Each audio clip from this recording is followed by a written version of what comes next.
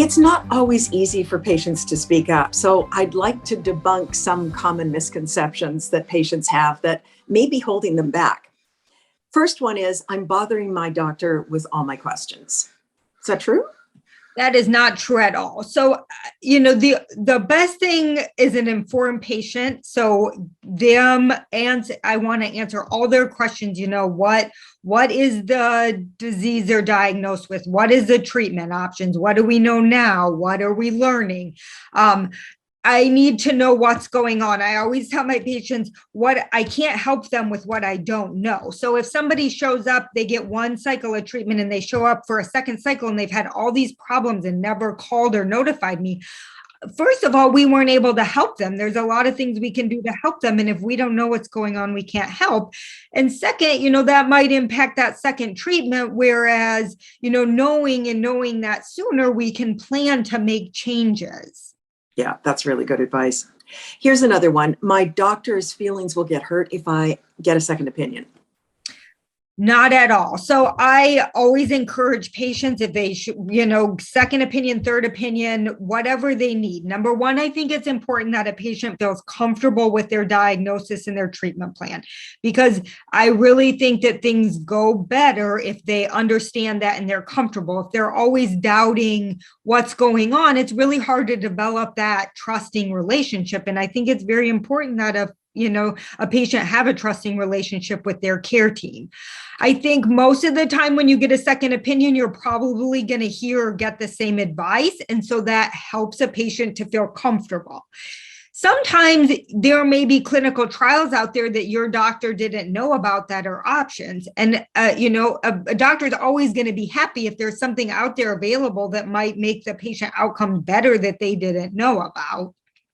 And lastly, I would say, there are a lot of doctors who treat all types of cancer, and there are some doctors that specialize in certain types of cancer.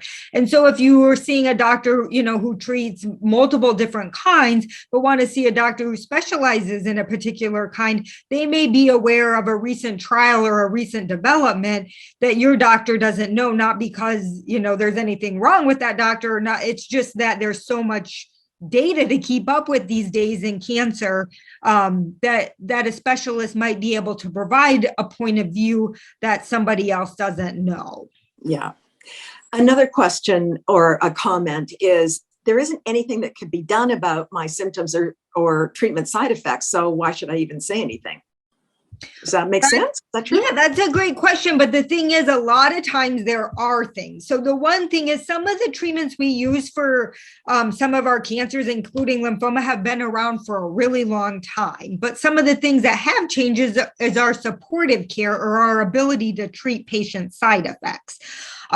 So I think that it's always important that patients let us know if they're having side effects, because maybe like nausea. So we give medications to prevent that.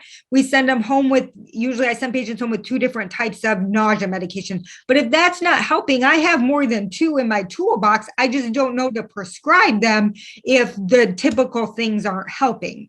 So a lot of times there is things that we can do. Sometimes you have to tweak the dosing of the chemo, but really the only way you can help with symptom management is if you know somebody's having symptoms. Right. So when somebody starts to have side effects from the treatment, should they contact their care team right away? Yes, they should contact their care team right away. There's certain side effects like having a fever during chemo where they really need to go to the emergency room, to be evaluated to make sure it's nothing, because an infection can be very serious when you're getting chemotherapy.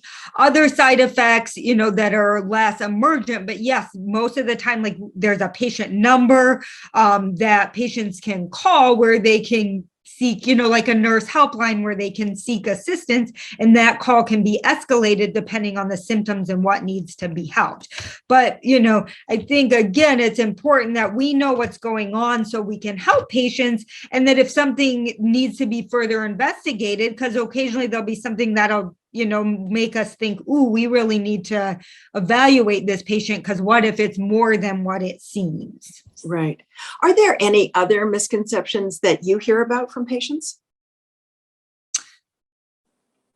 I I think, just in general, thinking about the patient taking care of them, themselves. So there's sometimes resources, a lot of times there can be resources if patients have questions on things like exercise, things like nutrition, things in the environment that they can be exposed to, just different things. I think it's always important that you ask your care team if there's any question, because they're going to best be able to tell you versus just assuming something.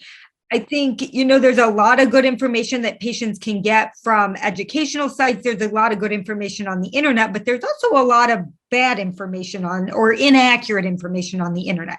So I think it's great for patients to use resources and educate themselves, but I think that it's always good to confirm with your care team, kind of myths versus facts. Yeah.